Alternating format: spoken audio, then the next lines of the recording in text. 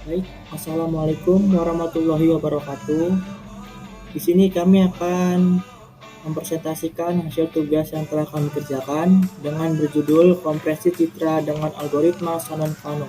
Di sini kami berkelompok 4, ada 2 orang, yaitu saya sendiri Muhammad Ibrahim dan yang kedua rekan saya Yaman Zaluku. Untuk mempersingkat waktu, baik saya akan menjelaskan atau mempresentasikan tugas yang telah kami kerjakan. Yang pertama di sini ada topik 1. Topik 1 berisi kompresi citra, yaitu kompresi citra adalah aplikasi kompresi data yang dilakukan terhadap citra digital dengan tujuan untuk mengurangi redundansi dari data-data yang terdapat dalam citra, sehingga dapat disimpan atau ditransmisikan secara efisien. Citra hitam putih hanya ada 2 warna, tiap pixel hanya memuat informasi sebanyak 1 bit. Di sini ada contohnya. Yang pertama ada citra hitam putih, yang kedua adalah citra grayscale. Citra warna berupa gradasi warna mulai dari 256 warna sampai 16 juta. Tiap pixel hanya menyimpan informasi warna mulai dari 8 bit sampai dengan 24 bit. Citra 24 bit terdapat dari 3 komponen warna, R, G, dan E. Ini adalah contohnya. Yang kedua, topik kedua berisi teknik kompresi. Teknik kompresi di sini ada 2, lossy compression. Ukuran file citra menjadi lebih kecil dengan menghilangkan beberapa informasi dalam citra asli. Yang kedua, teknik ini mengubah detail dan warna pada file citra menjadi lebih sederhana tanpa terlihat perbedaan yang mencolok dalam pandangan manusia, sehingga ukurannya menjadi lebih kecil. Yang ketiga, biasanya digunakan pada citra foto, image lain yang tidak terlalu memerlukan detail citra, di mana kehilangan bitrate foto tidak berpengaruh pada citra. Teknik yang kedua adalah lossless compression. Yang pertama adalah teknik kompresi citra di mana tidak satupun informasi citra yang dihilangkan. 2, biasa digunakan pada citra medis. 3, metode lossless, Shannon-Fano, Cron-like encoding, entropy encoding, dan lain-lain. Beberapa teknik lossless di sini ada color reduction untuk warna-warna tertentu yang mayoritas di mana informasi dan sebagainya. Yang ketiga adalah metode dan prosedur Shannon-Fano. Metode pengkodean yang banyak diterapkan untuk aplikasi kompresi citra. Metode ini membentuk pohon atas dasar probabilitas tiap simbol. Tiap kodenya berbeda informasi bitnya. Yang kedua, kode simbol yang probabilitasnya rendah mempunyai jumlah bit yang lebih banyak, dan yang probabilitasnya tinggi mempunyai jumlah bit yang lebih sedikit. Yang ketiga, prosedur coding tetap dapat dilakukan walaupun jangka pada tiap simbol berbeda, dan seterusnya. Di sini ada prosedur Shannon-Fano, penyusunan probabilitas simbol dari sumber dari yang paling tinggi yang paling rendah. Yang kedua, membagi menjadi 2 bagian yang sama besar dan memberikan nilai 0 untuk bagian atas dan 1 untuk bagian bawah. Yang ketiga, ulangi langkah kedua setiap pembagian dengan probabilitas yang sama sampai dengan tidak mungkin dibagi-bagi. Yang keempat adalah encode setiap simbol asli dari sumber menjadi urutan biner yang dibangkitkan oleh setiap proses pembagian tersebut. Dan topik yang keempat akan dijelaskan oleh rekan saya yaitu adalah Yaman. Yaman, silakan. Oke, lanjut. Di sini ada contoh soalnya ya. Di sini ada pesan yang dikompresi yang terdiri dari B, C, D, A, B, D. Nah, di sini ada yang pertama, di sini ada frekuensi kemunculan. Nah, di sini ada simbol A, B, C, D, E.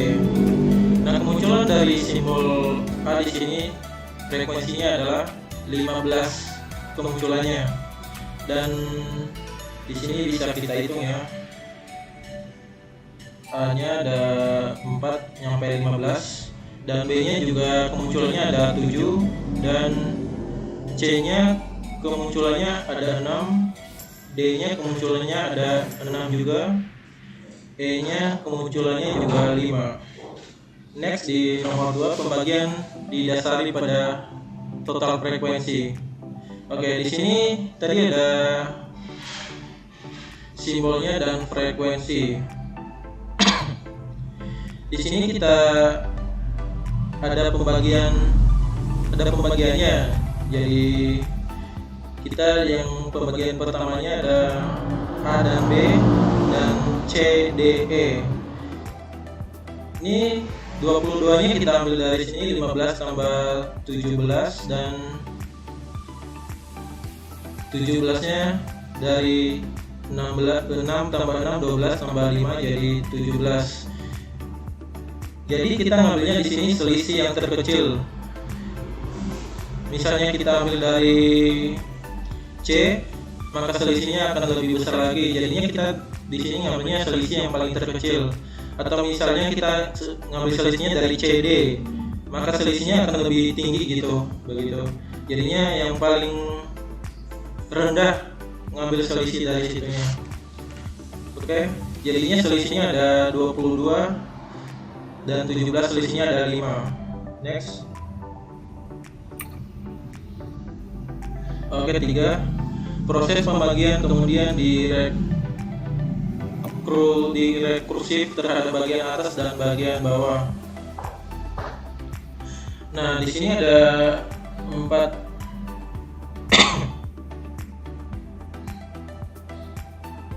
kotak ya di sini ya. Ada simbol A dengan frekuensi 15 dan B juga frekuensinya 7, 6, 5 frekuensinya. Nah, di sini ada pembagian kedua yaitu pembagian yang di atas pembagian pertama, yang di sini dengan kotak pertamanya itu dengan kotak pertamanya selisihnya A dan B di situ 00 dan C, D, E ada 1, 1, 1 dan seterusnya ada kotak ketiganya ada 01 dan 011 dan keempatnya ada pembagian keempat di situ ada 01 dan 1. Keempat ada membentuk trisin pano dengan pengkodean. Nah, di sini ada hurufnya ya. Hurufnya itu sama kayak seperti tadi ada A, B, C, D, E. Nah, di sini A, B, C, D, E seharusnya, cuman bisa ditulis di situ hurufnya gitu. Nah, akar faktorialnya ada A, B, C, D, E. Next. Nah, untuk pengkodeannya di sini ada terdiri dari simbol, frekuensi, kode, panjang kode, dan total bit. Nah, kodenya kita ambil dari pengfaktorialnya tadi, yang sebelumnya tadi coba di yang sebelumnya yang itu tadi. Nah, di sini kita ambil A-nya di sini adalah 00 dan ya 00 ya begitu ya. Sama B-nya bisa dihitung dari sini 01, ada 01 di bawah situ hingga ke B-nya.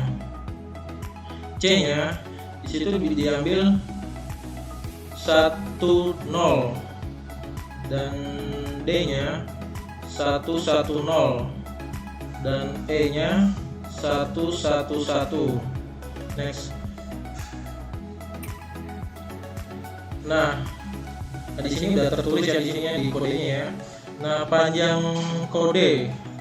Nah, panjang kode di sini diambil dari kode yang ini ya. Di sini ada kode A ada 2, bisa ditulis di panjang kode. Kode B ada 2 juga, bisa ditulis di panjang kodenya. C ada 2 kode dan D ada 3 kode, ada 110 Jadinya kodenya ada panjang kodenya 3 dan E-nya panjang kodenya juga 3. Nah, total bit. Total bit di sini diambil dari frekuensi. Frekuensi diambil gitu dikalikan dengan panjang kode. Jadinya 2 kali 15 sama dengan 30, 7 kali 2 14, 6 kali 2 12, 6 kali 3 18, dan 5 kali 15 dan 5 kali 3 15. Total bitnya kalau ditotalin semuanya yaitu 89 bit. Oke. Nomor 6 di sini ada berdasarkan tabel yang dibutuhkan untuk mewakili pesan di atas adalah 89 bit tadi diambil dari total keseluruhan bitnya dari A, B, C, D, E. Nah, sedangkan bila menggunakan ASCII 8 bit dibutuhkan 39 kali 8 bit sama dengan 312 bit. Nah, 39 bitnya ini diambil dari frekuensi total dari frekuensi yang simbolnya, jadinya 39 kali 8 bitnya 312 bit, sehingga kompresi rasionya adalah CR sama dengan 312 diambil dari total tadi 39 kali 8 bit 312, dan 89 nya diambil dari total frekuensinya, jadi sama dengan 3,15. Nah, sedangkan redundasi datanya CR dengan rumus CR 1 dikurang 1 per 3115 diambil dari penjumlahan di atas tadi, jadinya 1 dikurang 1 per 3,15, totalnya yaitu 0,71 begitu. Oke, lanjut.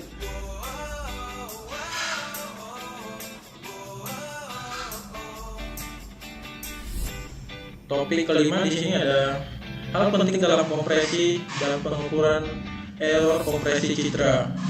Hal penting dalam kompresi citra yaitu scalability, progressive coding, dan embedded bitstream.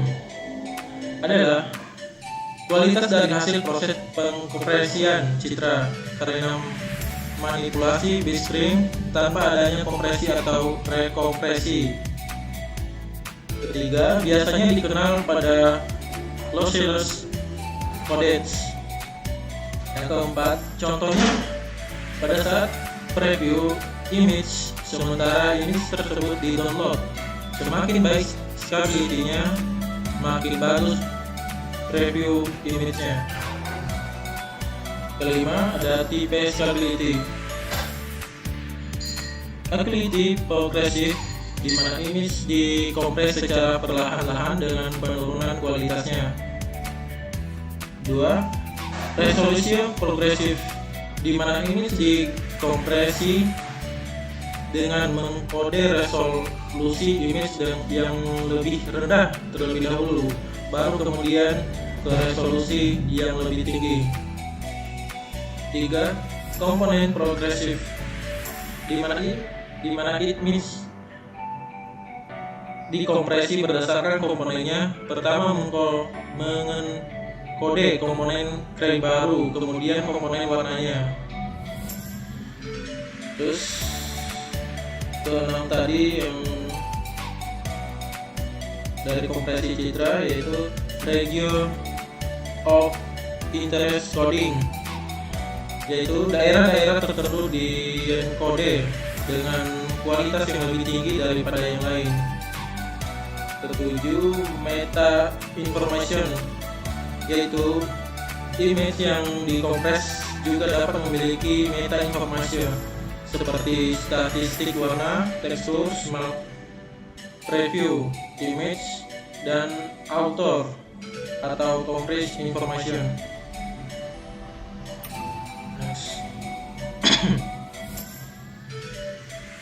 Terus pengukuran error kompresi citra. Yang pertama yaitu dalam kompresi image terdapat suatu standar pengukuran error atau galat kompresi. 2. MSE atau mean square error, yaitu sigma dari jumlah error antara citra hasil kompresi dan citra asli.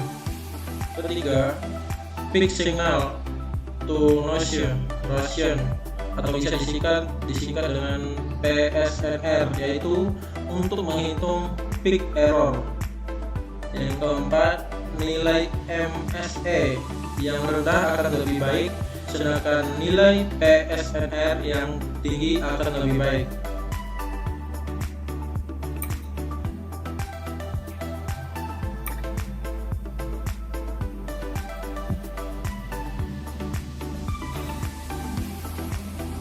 Baik, Mas Yaman, terima kasih atas penjelasannya. Itu saja yang dijelaskan oleh kelompok kami. Kurang lebihnya mohon maaf karena kami juga masih pada belajar. Wassalamualaikum warahmatullahi wabarakatuh.